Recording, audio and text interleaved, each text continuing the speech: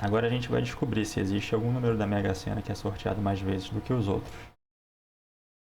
Mais uma virada de ano e, como sempre, surgem nas redes sociais as teorias de como seria possível aumentar as probabilidades de ganhar um prêmio de uma loteria como a Mega Sena.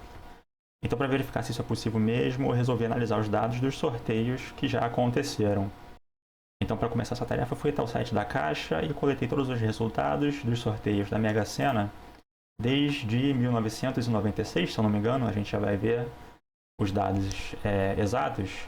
Mas esse aqui foi o script que eu utilizei. Eu utilizei a linguagem Python e aqui eu estou utilizando a biblioteca Selenium, certo? Eu importei as ferramentas que eu utilizei para essa coleta de dados.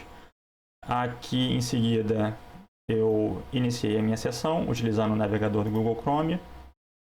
Naveguei até o site da Caixa para encontrar os resultados da Mega Sena. E depois disso, eu manipulo os elementos da página para encontrar as informações que eu quero, que são basicamente as informações sobre o concurso, que eu encontro aqui, e também os números que foram sorteados em cada um dos concursos. Em seguida, eu passo para a página do concurso anterior e vou coletando esses dados, e assim eu vou voltando no tempo, concurso a concurso. Depois disso, eu encerro essa minha navegação e só salvo os dados em um arquivo para poder analisar depois. Então, voltando para a parte da análise dos dados, eu dividi essa análise em duas partes. Eu analisei os dados reais, que eu coletei com o script que eu acabei de mostrar, direto lá do site da Caixa, e também simulei alguns dados utilizando um sorteio justo, que dá uma probabilidade uniforme para todos os números serem sorteados, e também simulei um sorteio viciado, para a gente ver a diferença do que aconteceria nesse caso. Então, primeiro, eu vou passar aqui por essa análise, utilizando primeiro os dados reais, que foram os sorteios da Mega Sena. Primeiro, importo as bibliotecas necessárias, importo o arquivo que contém os dados, que eu coletei naquele outro script que eu já mostrei. Tá certo? Então, aqui a gente pode ver que eu tenho informações sobre 2.670 concursos, desde 11 de março de 96, que foi o concurso de número 1, até 31 de dezembro de 2023, que foi o último concurso da Mega Sena da Virada, que foi justamente o concurso de número 2.670. Então aqui nessa tabela a gente tem as informações sobre os últimos concursos. Depois disso, para começar a análise, eu pego todos esses números que foram sorteados em todos os concursos, coloco todos eles em uma lista só, para a gente poder analisar, e crio um histograma com esses dados. E agora a gente consegue ver aqui quantas vezes cada número foi sorteado, né? Então, aqui a gente tem todos os números de 1 até 60.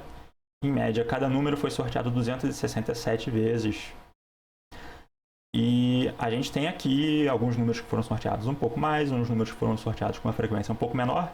Então isso mostra que existem números que têm probabilidades diferentes de serem sorteados? Calma, ainda não. Essa diferença na frequência de sorteio de cada número é esperada justamente porque o sorteio é aleatório. Mas a gente pode olhar para esses sorteios de uma outra forma. A gente pode pensar no desvio da frequência de cada número em relação à frequência média. Certo? Então, por exemplo, a gente pode ver que o número 1, essa primeira barrinha aqui do histograma, ele foi sorteado um pouco menos do que a média. Já o número 2, ele está bem próximo ali da média, que é de 267 sorteios para cada número, certo? Então, se a gente olhar para todos esses desvios, a gente tem esse resultado e vê que esses desvios estão ali em torno do zero. Então, em média, os números são sorteados ali com a mesma frequência média. Agora, se esses desvios em relação à frequência média forem aleatórios, eles vão tender a seguir uma distribuição normal centrada no desvio zero. E a gente pode utilizar um teste de estatística para averiguar se essa distribuição realmente segue uma distribuição normal. Então, a gente pode utilizar um nível de confiança de 95% para realizar esse teste. que é justamente um parâmetro normal para esse tipo de teste estatístico. E aqui a gente faz o teste em si, utilizando uma função própria para isso, que existe na biblioteca SciPy, do Python. E a gente vê aqui o resultado desse teste. Então, considerando como hipótese nula que esses desvios em relação à frequência média seguem uma distribuição normal, o resultado do teste é que a gente não pode rejeitar essa hipótese nula. Ou seja, não existem evidências para afirmar que certos números têm probabilidade de serem sorteados mais vezes do que os outros. Mas ainda assim, se isso não estiver convencendo todo mundo, se aquela variação na frequência dos números sorteados estiver meio esquisita, a gente pode fazer umas simulações utilizando números aleatórios, simulando os sorteios da Mega Sena. Então vamos fazer isso agora. Eu fiz algumas simulações gerando resultados do que seria um sorteio justo e o que seria um sorteio viciado. Então vamos começar com o que seria um sorteio justo. Para simular esses sorteios, eu gerei aleatoriamente 2.000 resultados para 2.670 concursos, que é o mesmo número de dados dos concursos reais que eu coletei no site da Caixa. Então aqui o que eu estou fazendo é o seguinte: para cada concurso eu estou gerando 6 números aleatórios dentro desse conjunto de possibilidades, que são os números de 1 até 60, certo? E estou excluindo a reposição dentro de cada sorteio, que é justamente como o sorteio da Mega Sena funciona, certo? Uma vez que no mesmo sorteio um número sai, ele não pode ser sorteado novamente.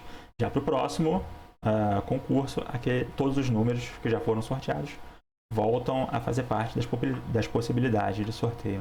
Então vou executar esse código para realizar esses sorteios simulados.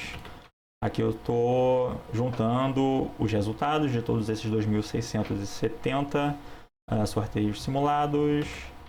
E aqui, só para visualizar os resultados, a gente tem os números que foram sorteados para alguns desses concursos. Então, em seguida, eu vou repetir a análise que eu fiz anteriormente. Pego todos esses números e vou construir um histograma para a gente visualizar a frequência que cada um deles aparece. É exatamente o mesmo comportamento que a gente viu com os dados reais dos sorteios da Mega Sena. Alguns números são sorteados com uma frequência um pouco maior, outros com uma frequência um pouco menor, mas isso é esperado porque os sorteios são aleatórios. E essas frequências ficam em torno ali da frequência média. E novamente a gente pode então olhar para o que acontece com a distribuição desses desvios da frequência de cada número em torno da frequência média. Então novamente a gente vê como deveria ser esses desvios da frequência, eles estão centrados ali em torno do desvio zero, né? E a gente vai testar agora se esses desvios estão seguindo uma distribuição normal. Então a gente vai utilizar o mesmo conjunto de parâmetros para o teste estatístico, e realizando novamente esse teste, a gente não consegue rejeitar a hipótese nula de que é justamente que esses desvios seguem uma distribuição aleatória normal em torno do desvio zero. Tá, mas então se a gente tivesse resultados de sorteios evidentemente fraudados, se o sorteio fosse evidentemente viciado, então eu vou pegar agora os números que eu já sorteei aqui em cima, os números e eu já simulei justamente esses aqui, certo? Os números para esses 2.670, para todas essas simulações, para essas 2.670 simulações. E vou alterar alguns desses sorteios, tá? Então eu vou começar alterando 1% dos resultados. Então, para 1% dos resultados, eu vou substituir o número que foi sorteado pelo número 60. Então, agora, se somente 1% dos resultados fossem enviesados, a gente conseguiria ver, evidentemente, uma diferença na contagem daquele número que foi enviesado, certo?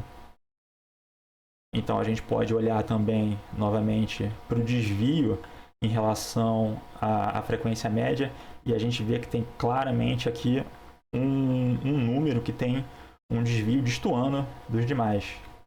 E se a gente realizar aquele mesmo teste estatístico, a gente vê que a gente pode rejeitar a hipótese de que essa distribuição dos desvios ela segue uma distribuição normal. Ou seja, nesse caso, para esses dados simulados, esses dados vêm de um sorteio viciado.